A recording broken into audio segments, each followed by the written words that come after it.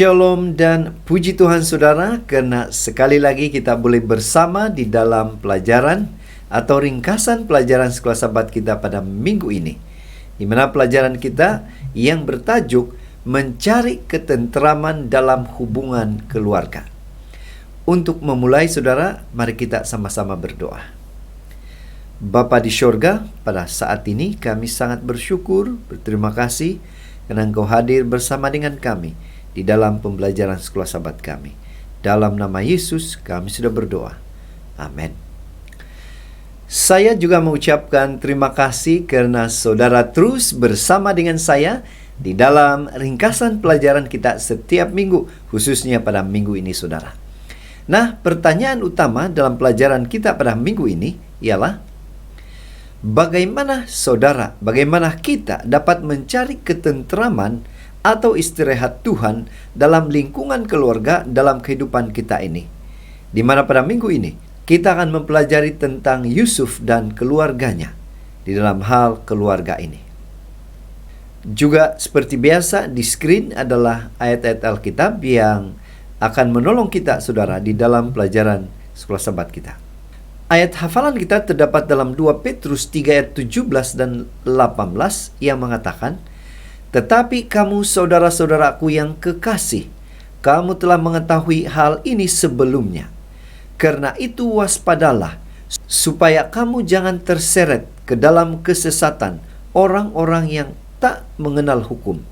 Tetapi bertumbuhlah dalam kasih karunia dan dalam pengenalan akan Tuhan dan Juru Selamat kita, Yesus Kristus. Amin." Mari kita lihat pendahuluan Sekolah Sabat kita. Yusuf lahir di lingkungan keluarga yang alim. Tetapi keluarganya juga tidak sempurna. Ada juga masalah yang timbul. Apakah keluarga sempurna itu ada? Segala sesuatu yang dia pelajari tentang Tuhan dalam keluarganya adalah kunci untuk membuat keputusan yang tepat di saat-saat sulit dan mudah.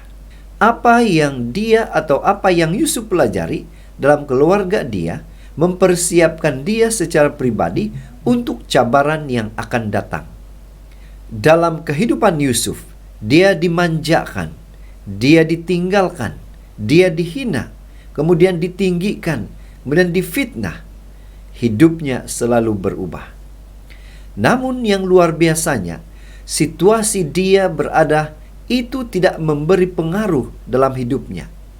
Tetapi keputusannya atau pilihannya yang menentukan arah hidupnya seterusnya. Itu makanya untuk kita mempelajari pelajaran kita pada minggu ini, kita akan membagikan kepada 5 topik seperti yang ada di paparan screen Anda ya. Jadi kita akan mempelajari satu persatu topik ini. Kita langsung ke topik yang pertama atau tajuk kecil yang pertama, yaitu ketika keluargamu ada masalah. Apa pilihan Yusuf apabila timbul masalah dalam keluarganya, dan apa yang menjadi pengajaran untuk dia dan untuk kita? Kejadian 37 ayat 2 mengatakan, "Inilah riwayat keturunan Yakub. Yusuf tatkala berumur 17 tahun, jadi masih muda, biasa mengembalakan kambing domba bersama-sama dengan saudara-saudaranya, anak-anak Bilhah dan Zilpah, kedua istri ayahnya. Dan Yusuf menyampaikan kepada ayahnya kabar tentang kejahatan saudara-saudaranya." Saudara, kita boleh perhatikan dari ayat ini sendiri, konflik telah menjadi hal biasa di dalam keluarga Yusuf selama beberapa generasi. Di masa datunya Abraham, ada konflik antara Sarah dan Hagar. Ishak mengasihi Esau, tetapi Ribkah mengasihi Yakub. Yakub menikahi 2 wanita yang bersaing seumur hidupnya. Saudara-saudara Yusuf, Ruben tidur dengan ibu tirinya, Yehuda dengan menantunya, dan Simeon dari Lewi membunuh semua orang di sebuah kampung. Namun, Abraham, Ishak, dan Yakub adalah pahlawan iman. Ini kita boleh baca dalam Ibrani pasal yang ke-11. Mereka ini bergumul dengan masalah keluarga mereka, tetapi mereka belajar tentang iman, kasih, dan kepercayaan kepada Tuhan. Tajuk yang kedua, yaitu ketika engkau memulai dari awal atau haluan yang baru. Apa pilihan Yusuf? Apabila berada di tempat yang tiada satu pun dia kenal, pada waktu dia dijual. Ulangan 4 ayat 29 mengatakan, dan baru di sana engkau mencari Tuhan Allahmu dan menemukannya, asal engkau menanyakan dia dengan segenap hatimu dan dengan segenap jiwamu. Yusuf adalah anak kesayangan Yakub. Setelah beberapa waktu, saudara-saudaranya sangat membencinya sehingga mereka menginginkan dia mati. Ketika Yusuf berumur 17 tahun, saudara-saudaranya menjualnya sebagai hamba. Dia hanya boleh melihat kemah-kemah keluarganya kelihatan mengecil ketika dia memulai perjalanannya ke Mesir. Namun, dia mengingat pelajaran yang dia pelajari dari keluarganya tentang mempercayai Tuhan. Dia tidak putus asa. Dia memutuskan untuk sepenuhnya mempercayai Tuhan dan melakukan kehendak Tuhan. Sejak saat itu, keputusan untuk memimpin setiap keputusan berikutnya dalam hidupnya. Kita mungkin telah belajar tentang Tuhan di rumah, tetapi mempercayai Dia dan tetap setia adalah keputusan atau pilihan pribadi. Seterusnya, tajuk yang ketiga yaitu ketika engkau bukan siapa-siapa atau sedang mencari harga diri. Apa pilihan Yusuf apabila berada di negara asing sebagai hamba abdi? Kejadian 37 ayat 36 katakan, adapun Yusuf, ia dijual oleh orang Midian ke Mesir, kepada Potifar, seorang pegawai istana Firaun, kepala pengawal raja. Saudara, bila dia berada di Mesir, Yusuf bukan lagi anak kesayangan. Dia bukan siapa-siapa lagi. Dia hanya hamba yang tidak terlihat. Harga dirinya boleh jatuh dengan mudah. Harga diri Yusuf tidak didasarkan pada apa yang orang lain pikirkan tentang dia, tetapi pada nilainya di mata Tuhan. Bagaimana Tuhan memandang kita? Tuhan melihat masing-masing kita dengan kacamata yang diwarnai dengan kasih karunia. Dia melihat kita sekarang seperti ketika kita akan hidup selama bersama dengan Dia. Jangan takut, sebab aku telah menebus engkau. Aku telah memanggil engkau dengan namamu, engkau ini kepunyaanku. Lihatlah betapa besarnya kasih yang dikaruniakan Bapa pada kita, sehingga kita disebut anak-anak Allah, dan memang kita adalah anak-anak Allah. Seterusnya, tajuk yang keempat yaitu ketika hubungan bermasalah. Apa pilihan Yusuf apabila berada dalam situasi hubungan yang bermasalah di rumah Potifar? Kejadian 39 ayat 9 katakan, bahkan di rumah ini ia tidak lebih besar kuasanya daripadaku, dan tiada yang tidak diserahkannya kepadaku selain daripada engkau, sebab engkau istrinya. Bagaimanakah mungkin aku melakukan kejahatan besar ini dan berbuat dosa terhadap Allah? Latar belakang ayat ini, Tuhan memberkati Yusuf sehingga dia dapat menemukan kemurahan pada pemandangan Potifar. Setelah beberapa waktu dia menjadi pengurus kepada semua kekayaan tuannya itu. Semuanya berjalan lancar, tapi suatu konflik antara Yusuf dan istri tuannya timbul.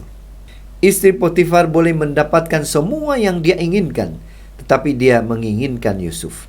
Jika Yusuf tidak memuaskan keinginannya, Yusuf akan berada dalam masalah besar. Namun, apa yang terjadi? Yusuf selalu menerapkan prinsip-prinsip Alkitabiah yang telah dia pelajari. Dia memperlakukan semua orang dengan kasih dan kebaikan, tetapi Tuhan selalu yang pertama. Kita tidak boleh menyenangkan seseorang jika itu melibatkan pelanggaran salah satu daripada perintah Tuhan. Kemudian yang terakhir, yang kelima, yaitu ketika engkau menghadapi pergolakan besar. Kembali kepada Yusuf lagi. Apa pilihan Yusuf apabila berada dalam situasi pergolakan besar, khususnya bila mana dia di dalam penjara? Kejadian 39 ayat 22 mengatakan, sebab itu kepala penjara mempercayakan semua tahanan dalam penjara itu pada Yusuf, dan segala pekerjaan yang harus dilakukan di situ, dialah yang mengurusnya. Saudara, ini yang terjadi kepada Yusuf di dalam penjara. Dia dipercayai oleh ketua penjara. Saudara, kita ingat kembali, Potifar boleh saja membunuh Yusuf, tetapi dia memutuskan untuk memenjarakan dia. Mungkin dia tidak percaya pada kebohongan istrinya. Di penjara, Yusuf tetap mempercayai Tuhan dan menerapkan prinsip-prinsip Tuhan dalam hubungannya. Luar biasanya, akhirnya semua tahanan berada di bawah pengaturan Yusuf. Hubungan di penjara tidak mudah, tetapi Yusuf mengambil berat semua orang. Dengan seketika dia melihat dua tahanan merasa gelisah karena mereka bermimpi sesuatu yang mereka tidak fahami. Bersama dengan juru minum dan juru roti. Dia juga memanfaatkan kesempatan itu dan meminta bantuan daripada ketua juru minum tersebut. Kita hidup dalam konflik kosmik. Setan sedang mencoba untuk memutuskan hubungan kita dengan Tuhan dan sesama kita. Kita harus lebih berpegang teguh pada Tuhan ketika hubungan kita dengan orang lain menjadi rumit. Pena inspirasi juga menjelaskan kepada kita, rumah tangga yang dijadikan indah oleh kasih, simpati, dan lemah lembut ialah suatu tempat yang disukai para malaikat berkunjung dan tempat di mana Allah dimuliakan. Pengaruh rumah tangga Nasrani yang dijaga dengan hati-hati pada masa pertumbuhan anak-anak dan masa remaja ialah perlindungan yang paling selamat melawan kejahatan dunia ini. Dalam suasana rumah tangga yang demikian, anak-anak akan belajar mengasihi ibu bapanya dalam dunia ini maupun bapanya yang di surga. Jadi saudara, dalam pelajaran kita pada minggu ini, kita boleh menyimpulkan Yusuf seorang yang setia, berintegriti dalam kebenaran. Apa yang Yusuf lakukan atau pilihannya akan mempersiapkan kita untuk sesuatu yang jauh lebih besar daripada apa yang kita dapat bayangkan. Tuhan tidak akan meninggalkan kita ketika kita menghadapi cabaran hidup. Yang penting, tetap setia dan mengharapkan Tuhan selalu. Yang terakhir, apa yang Yusuf alami dalam keluarganya mengajar dia supaya kita boleh beristirahat dengan tenang bila mana kita membuat pilihan yang tepat yang menyenangkan Tuhan. Jadi saudara, sampai di sini ringkasan pelajaran Sekolah Sabat kita. Semoga ini membantu kita dalam pelajaran kita pada minggu ini. Mari kita berdoa. Tuhan Bapa di surga, terima kasih atas kebaikan Tuhan karena bersama dengan kami di dalam pembelajaran Sekolah Sabat kami pada minggu ini. Kiranya ini akan menjadi berkat pada setiap kami sementara kami mempelajari pelajaran Sekolah Sabat. Dalam nama Yesus kami sudah berdoa. Amin.